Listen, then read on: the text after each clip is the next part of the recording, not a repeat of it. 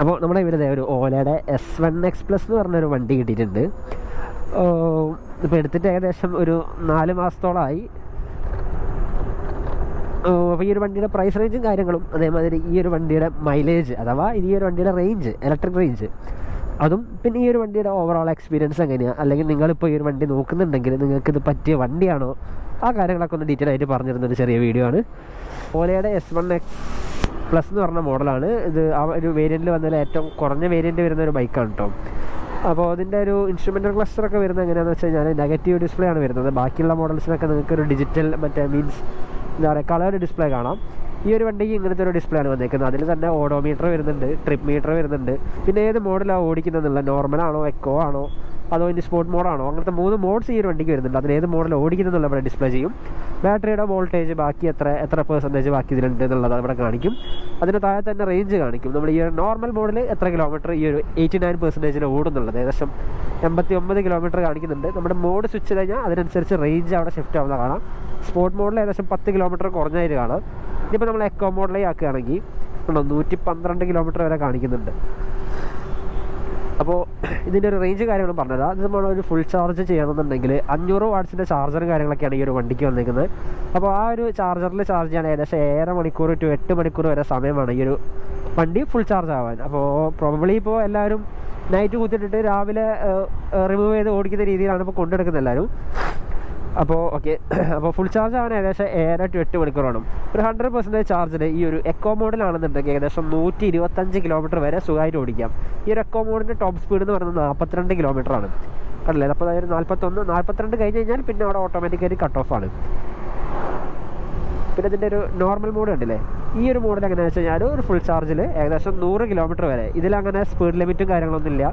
നമുക്കൊരു 75 വരെയൊക്കെ കൂളായിട്ട് ക്രൂസ് ചെയ്യാൻ പറ്റും. അങ്ങനത്തെ ഒരു മോഡാണ് ഈ പറഞ്ഞൊരു നോർമൽ മോഡ്. പിന്നെ വരുന്നത് ഈ പറഞ്ഞ മാതിരി ഒരു സ്പോർട്ട് മോഡാണ്. നമുക്കിങ്ങനെ ഒരു ഓവർടേക്ക് ഒക്കെ ചെയ്യണമെന്നുണ്ടെങ്കിൽ ഒന്ന് കൈ കൊടുത്തു കഴിഞ്ഞാൽ നമ്മളെ സാധാരണ ഒരു സ്കൂട്ടറൊക്കെ കയറി പോകുന്നതിനായിട്ട് വല്ലാത്ത ഒരു ആക്സിലറേഷനിൽ കൂടി ഈ ഒരു വണ്ടി കയറി പോകുന്നതിന് കാണാം. ഇതിൽ ഏകദേശം ഒരു 80 കിലോമീറ്റർ റേഞ്ചേ കിട്ടിയിട്ടുള്ളൂ ഒരു ഫുൾ ചാർജിൽ. 80 കിലോമീറ്റർ മാക്സിമം അത്ര പ്രതീക്ഷിച്ചാൽ മതി. നമ്മളിതിൽ റേഞ്ച് ചിലപ്പോൾ എനിക്ക് തോന്നുന്നത് ഏകദേശം ഒരു 85 to 90 കാണിക്കുന്നുണ്ടാവും. പക്ഷേ ഒരു 80 കിലോമീറ്റർ മാക്സിമം നോക്കിയാൽ നമ്മുടെ റൈഡിങ് എക്സ്പീരിയൻസ് നമ്മളോട് ഈ ഒരു വണ്ടി ഓടിക്കുന്ന ആൾ ഷെയർ ചെയ്തതാണ്. അപ്പോൾ അതിൻ്റെ ബേസ് ചെയ്തിട്ടാണ് ഞാൻ പറയുന്നത്. അപ്പോൾ ഞാനത് പിന്നെ എക്കോ മോഡിലേക്ക് തന്നെ ഷിഫ്റ്റ് ചെയ്യാണ്. എക്കോ മോഡിലേക്ക് ഷിഫ്റ്റ് ചെയ്യുമ്പോൾ ഈ ഒരു ബട്ടൺ പ്രസ് ചെയ്ത് പിടിക്കണം. ആ ഒരു വ്യത്യാസമേ ഉള്ളൂ. ആ ഒരു സ്പീഡിൽ 42 മുകളിൽ പോകാൻ പറ്റില്ല. അപ്പോൾ നിങ്ങൾ വലിയൊരു ഡെയിലി ഒരു നല്ലൊരു 10, 50, 60 കിലോമീറ്റർ ഓടുന്ന ആൾക്കാരാണെന്നുണ്ടെങ്കിൽ പറഞ്ഞ മാതിരി നോർമൽ മോഡൊക്കെ ആയിരിക്കും നിങ്ങൾക്ക് ബെറ്റർ. ഇനിയിപ്പോൾ കൂടുതൽ റേഞ്ച് നോക്കുകയാണെങ്കിൽ എക്കോ മോഡിലൊക്കെ ഇട്ട് കഴിഞ്ഞാൽ ഈ പറഞ്ഞ മാതിരി ഒരു 60 കിലോമീറ്റർ അങ്ങോട്ടും ഒരു 60 കിലോമീറ്റർ ഇങ്ങോട്ടും ഓടിച്ച് വരാൻ പറ്റും. പിന്നെ ഇതിൻ്റെ സ്വിച്ചസും കാര്യങ്ങളൊക്കെ നമ്മുടെ സാധാരണ വണ്ടിയെ വെച്ച് നോക്കുമ്പോൾ ഫുൾ ഭയങ്കര ഡിഫറൻ്റ് ആണ്. ഇത് നമ്മുടെ ഹെഡ്ലൈറ്റിൻ്റെയാണ്. നമ്മൾ ഒരു തവണ പ്രസ് ചെയ്ത് കഴിഞ്ഞാൽ സിംഗിൾ ലൈറ്റ് മാത്രമായിട്ട് കത്തും. നമ്മളിത് 2 പ്രാവശ്യം പ്രസ് ചെയ്ത് കഴിഞ്ഞാൽ 2 ഹെഡ്ലൈറ്റും കത്തും. ഇതിനൊരു DRL ഒരു സെറ്റപ്പ് മുന്നിൽ വരുന്നുണ്ട്. പക്ഷെ അത് ഡമ്മിയാണ്. ഹെഡ്ലൈറ്റ്സിൻ്റെ മുകളിൽ നമ്മുടെ ഈ ഒരു ഓല S1 Pro എന്ന് പറഞ്ഞ മോഡൽസിനൊക്കെ DRL വരുന്നുണ്ട്. പക്ഷേ ഈ ഒരു വണ്ടിക്ക് ഈ ഒരു സംഭവം മാത്രമേ ഉള്ളൂ. നേരെ ഇവിടെ തന്നെ ഒരു ബട്ടൺ കാണാം. ഇവിടെ നമ്മുടെ ഒരു ക്രൂസ് കൺട്രോൾ സെറ്റപ്പും കൂടി ഇതിനുള്ളിൽ വരുന്നുണ്ട്. നമ്മളത് ജസ്റ്റ് എനേബിൾ ചെയ്തിട്ട് കഴിഞ്ഞാൽ വണ്ടി ആ ഒരു സ്പീഡ് തന്നെ സെറ്റ് ആയി അവിടെ നിന്നോളും.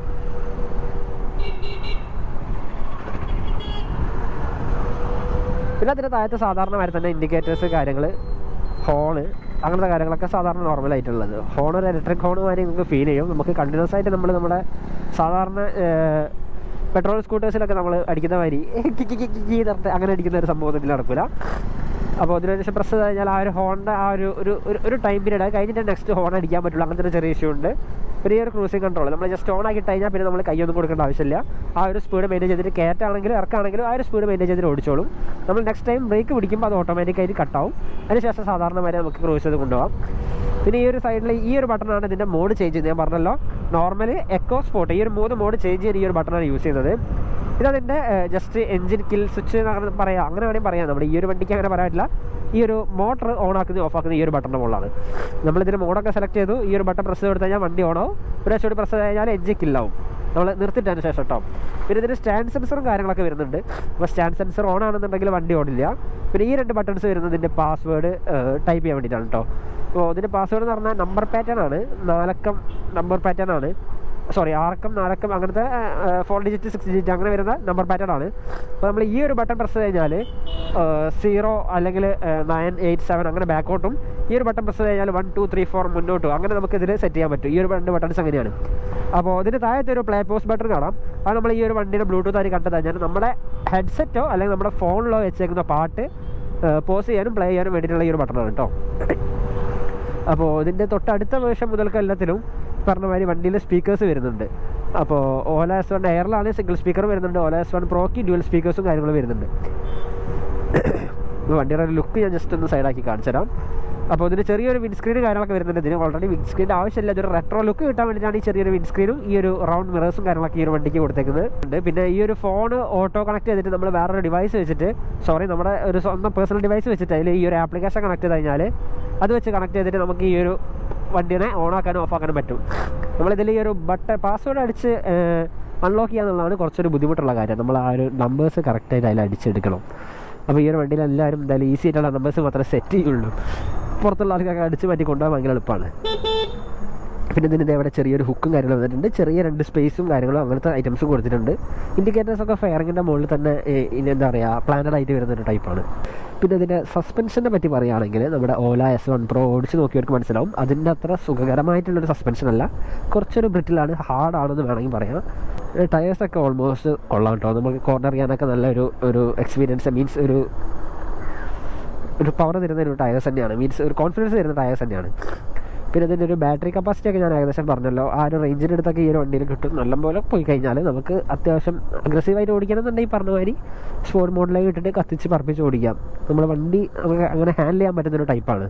നമ്മുടെ കൂടെ തന്നെ നിന്നിരുന്നൊരു ടൈപ്പ് വണ്ടിയാണ്. പിന്നെ ഇതിന് വരുന്ന ബ്രേക്സ് രണ്ടും ഡ്രം ബ്രേക്സ് ആണ്, ഡിസ്ക് ബ്രേക്കും കാര്യങ്ങളൊന്നും വരുന്നില്ല. ഈ ഒരു വണ്ടിയുടെ നിർത്താൻ ആ ഒരു ബ്രേക്ക് മതി, അതുകൊണ്ടായിരിക്കും. പിന്നെ ഇതിൻ്റെ സർവീസും കാര്യങ്ങളൊക്കെ നിങ്ങൾക്ക് ഈ പറഞ്ഞ മാതിരി ഓലയുടെ സർവീസ് സെൻറ്ററിൽ പോയിട്ട് തന്നെ എടുക്കാൻ പറ്റുള്ളൂ. നമ്മൾ സാധാരണ സ്കൂട്ടിയൊക്കെ എടുക്കുന്നതിന് പുറത്തുനിന്ന് എടുക്കുക ബുദ്ധിമുട്ടാണ്. ഈ ഒരു വണ്ടിയുടെ മുകളിൽ ഒരുപാട് സെൻസേഴ്സും കാര്യങ്ങളൊക്കെ ഉണ്ട്. പുറത്തൊക്കെ എടുത്തിട്ട് എന്തെങ്കിലും സെൻസേഴ്സൊക്കെ ഡിസേബിൾ ആയി പോകാനൊക്കെ ചാൻസ് ഉണ്ട്. അപ്പോൾ വണ്ടി ആരെങ്കിലും എടുക്കുന്നുണ്ടെന്നുണ്ടെങ്കിൽ ഓലയുടെ സർവീസ് സെൻറ്റർ തന്നെ കൊണ്ടുപോകുക. ചെറിയ സർവീസുകളൊക്കെ പുറത്തുനിന്ന് എടുക്കുന്നത് കുഴപ്പമില്ല. പിന്നെ ഈ ഒരു വണ്ടി വില ഏകദേശം വരുന്നത് 1,30,000 അടുത്ത് ഓൺ റോഡ് വരുന്നുണ്ട്. 89,90 അടുത്തൊക്കെ ഇതിൻ്റെ റേറ്റ് കാണിച്ചിരുന്നു. പക്ഷേ 1,00,000 സംതിങ്, മീൻസ് 1,10,000 20,000 ആ റേഞ്ചിനടുത്ത് ഈ ഒരു സാധനത്തിന് റേറ്റ് വരുന്നുണ്ട്. ഇപ്പോൾ കണ്ടില്ലേ നമ്മൾ സ്റ്റാൻഡ് ഇട്ടപ്പോൾ ഓട്ടോമാറ്റിക്കായിട്ട് വണ്ടി ഓഫായി. ഇനി ബാക്ക് സൈഡർ കൊടുത്താൽ വണ്ടി ഓടത്തില്ല. പിന്നെ അതിൻ്റെ മഡ്ഗാർഡൊക്കെ കണ്ടില്ല, മഡ്ഗാർഡൊക്കെ കുറച്ചൊരു എന്താ പറയുക ലുക്കിന് വേണ്ടി മാത്രം ഉണ്ടാക്കിയാണ്. അതിൻ്റെ ചളി തെറിച്ചത് ഈ ഒരു മുകളിൽ വരെ എത്താനുള്ള ചാൻസ് എല്ലാം എത്തുന്നുണ്ട്. പിന്നെ ഇതിൻ്റെ ചാർജിങ് പോർട്ടൊക്കെ വരുന്നത് ഏകദേശം ഇതേമാതിരിയാണ്. ജസ്റ്റ് ഒരു ഫെദർ ടച്ച് അല്ല, കുറച്ചൊരു പ്രഷർ കൊടുത്തു കഴിഞ്ഞാൽ അതേമാതിരി ഓപ്പൺ ആയിട്ട് വരും. നമ്മുടെ 500 വാട്ട്സിൻ്റെ ചാർജർ ഇവിടെയാണ് കണക്ട് ചെയ്യുക. പിന്നെ ഇതിന് നമ്മൾ ജസ്റ്റ് ഇത് ഓണാക്കി കഴിഞ്ഞാൽ റിവേഴ്സ് ഗിയർ വരുന്നുണ്ട് കേട്ടോ. നമ്മൾ ഈ ഒരു ബട്ടൺ മാത്രം പ്രസ് കഴിഞ്ഞാൽ റിവേഴ്സ് മോഡിലെത്തി. നമ്മൾ ഈ ഒരു ആക്സിലേറ്റർ നേരെ ബാക്കോട്ട് തിരിച്ചു കഴിഞ്ഞാൽ വണ്ടി ഓട്ടോമാറ്റിക്കായിട്ട് റിവേഴ്സ് ഗിയറിലേക്ക് ഷിഫ്റ്റായി റിവേഴ്സിലേക്ക് പോകും. അപ്പോൾ നമുക്ക് ഈ ഒരു മോഡിന് മാറ്റുന്നുണ്ട്, ഈ ബട്ടൺ തന്നെ ഒരു കൂടി പ്രസ് ചെയ്ത് കൊടുക്കുക. ഓട്ടോമാറ്റിക്കായിട്ട് നമ്മുടെ നോർമൽ മോഡിലേക്ക് തന്നെ വരും. പിന്നെ ഇതിൻ്റെ സീറ്റ് ഓപ്പൺ ചെയ്യാനും ഈ പറഞ്ഞ സെയിം ബട്ടൺ തന്നെയാണ് യൂസ് ചെയ്യുന്നത്. ഇതൊന്ന് പ്രസ് ചെയ്ത് ഹോൾഡ് ചെയ്ത് പിടിച്ച് കഴിഞ്ഞാൽ ഈ ഒരു സീറ്റ് അൺലോക്ക് അവിടെ കാണിക്കും. ട്രങ്ക് ഓപ്പൺ എന്ന് പറഞ്ഞ് കാണിക്കും. 34 ലിറ്റേഴ്സ് സ്പേസ് വരുന്നുണ്ട്, ബൂട്ട് സ്പേസ് വരുന്നുണ്ട്. ഒരു ഹെൽമെറ്റും അത്യാവശ്യം ചെറിയ സാധനങ്ങളൊക്കെ ഈ ഒരു സ്ഥലത്ത് കൊള്ളിക്കാൻ പറ്റും. ഓട്ടോമാറ്റിക് ലോക്കാണ്. പിന്നെ ഈ ഒരു ഹെഡ്ലൈറ്റിനെ പറ്റി പറയുകയാണെങ്കിൽ 2 പ്രൊജക്ടേഴ്സാണ് ഈ ഒരു വണ്ടിക്ക് വന്നേക്കുന്നത്. ഹെഡ്ലൈറ്റ് ഓൺ ആക്കണമെന്നുണ്ടെങ്കിൽ നമ്മൾ ഈ പറഞ്ഞ പോലെ തന്നെ ഈ ഒരു ബട്ടൺ കണ്ടില്ല, 2 ബട്ടൺസ് പ്രസ് ചെയ്ത് കഴിഞ്ഞാൽ ഈ ഒരു പറഞ്ഞ ഹെഡ്ലൈറ്റ് ഓണാവും. അതിൻ്റെ മുകളിൽ DRലും കാര്യങ്ങളൊക്കെ വരുന്നുണ്ട്, പക്ഷേ അതൊരു ഡമ്മി DRലാണ്. പിന്നെ സീറ്റ് ഹൈറ്റൊക്കെ പ്ലാനറ്റ് ഫൂട്ടാണ് കണ്ടില്ലേ. ഞാനൊരു 172 ഹൈറ്റ് വരുന്ന ഒരാളാണ്. എനിക്കിത് ഒരു വണ്ടിയിൽ ഒരു പ്ലാനറ്റ് ഫൂട്ട് കിട്ടുന്നുണ്ട്. പക്ഷേ 170 mm അടുത്ത് ഈ ഒരു ഗ്രൗണ്ട് ക്ലിയറൻസും കാര്യങ്ങളൊക്കെ ഉണ്ട് ഈ ഒരു വണ്ടിക്ക്.